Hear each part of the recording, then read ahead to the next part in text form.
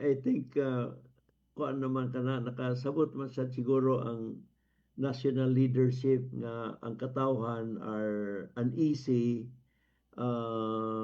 dismayado ni anang lakaw sa investigation, no?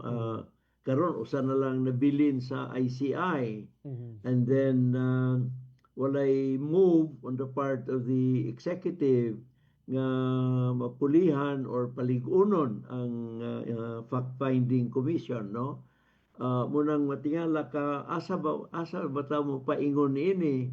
You have to realize nga kanang ICI pagmugna niya na ang plano is gikan sa 2016 paingon sa 2024, no?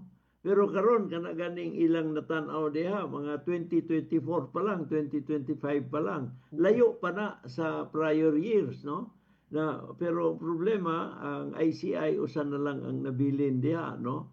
So of course ibaluta nga daghan mga informasyon nga available. Ang issue lang karon is unta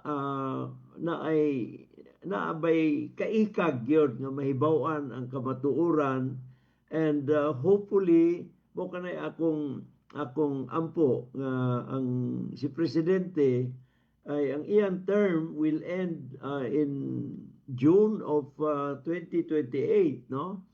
And he knows nga wala na extension ni ana, no? So he will have to step down pag-abot sa Hunyo 30 sa 2028, no?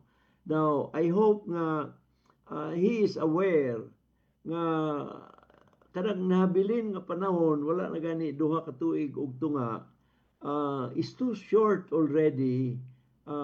Labi na kung tan-aw nimo ang gravity sa problema nga atong giatubang, no? Kaning ngilad nga graft and corruption sa atong gobyerno, so much so nga ang atong ekonomiya is anemic and is going down, and walay klaro kung kano sa mo pick up, no? Anugon kayo kay ubang mga nasod are picking up sa ilang, they are gaining momentum already sa ilang ekonomiya, Jerome, no?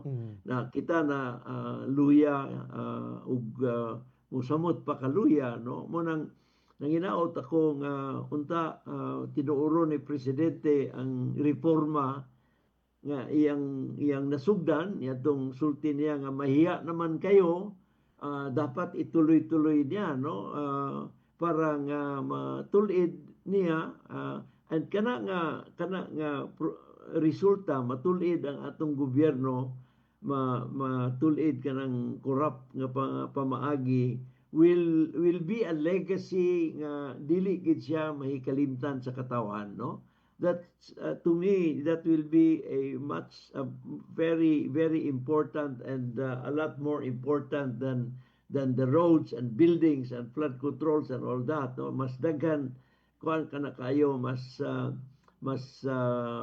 mahinungdanon kana in the hearts and the minds of the people nga matulid niya ang sistema sa gobyerno sa atong nasod.